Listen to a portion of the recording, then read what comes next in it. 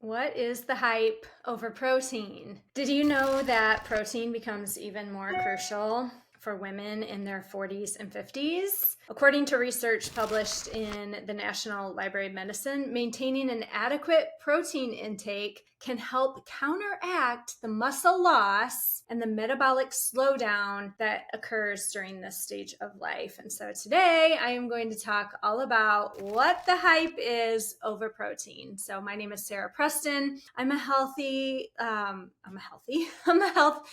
and fitness coach.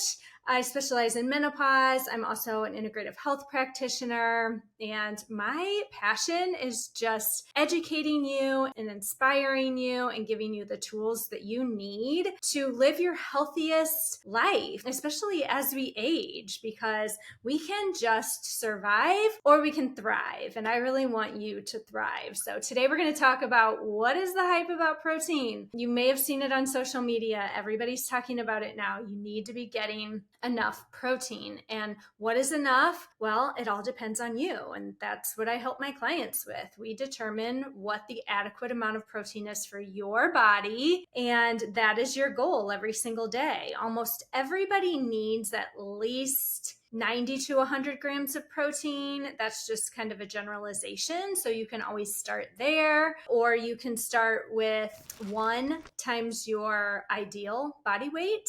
So if you want to weigh 140 pounds, you would start with 130, 140. But I know sometimes that's hard to start with that amount of protein. So just work your way up. If you are interested, I have a protein guide that will give you all of the reasons why we need protein, but also a whole bunch of meal ideas to get 120 to 130 grams of protein every single day. So I break it down and make it easier for you. So if you want to grab that, I will put that in the description. So why do we need protein? Well, number one, it's one of the macronutrients. Proteins, carbs, and fats are in your foods, and it is essential for living. So we all need protein, and that can be plant protein, that can be animal-based protein. There's a lot of different ways to get protein. You do want to make sure, if you're trying to build muscle, that you are eating protein that has all of the amino acids. And so if you're doing a plant-based diet, you're going to want to combine foods to make sure that you're getting all of the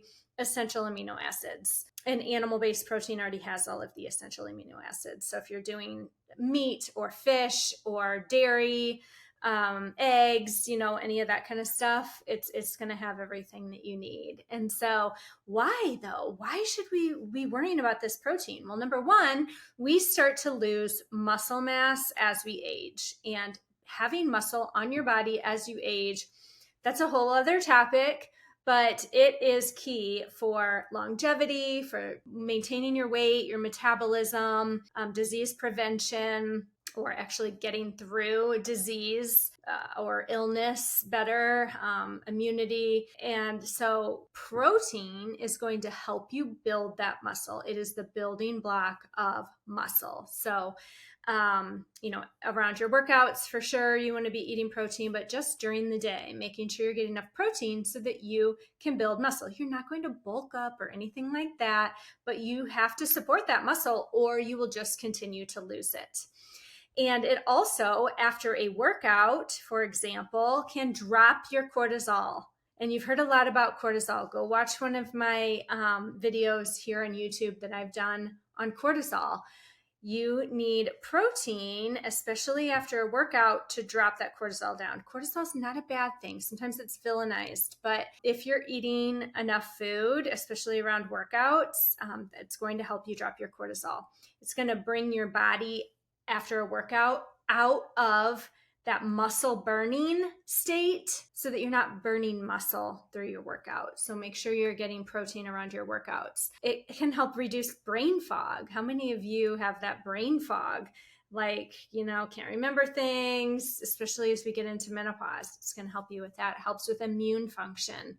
And then one really great thing when it comes to losing weight is that it keeps you full. It has a satiating factor, meaning you are going to feel more full when you're loading up on protein at your meals. So there is a difference between eating 100 calories of protein and 100 calories of chips. 100 calories of chips, you're probably going to be hungry not to in a short amount of time. If you eat protein, it's going to keep you more full. So if you're getting those cravings, if you are having that sweet tooth, if you can't keep snacking, make sure that your meals have 35 grams of protein each. Okay, 35 grams of protein. So that's about, if you're eating a piece of chicken, that's about 4 ounces of cooked chicken breast. Okay, so make sure you are doing that at every meal. And that's going to keep you full.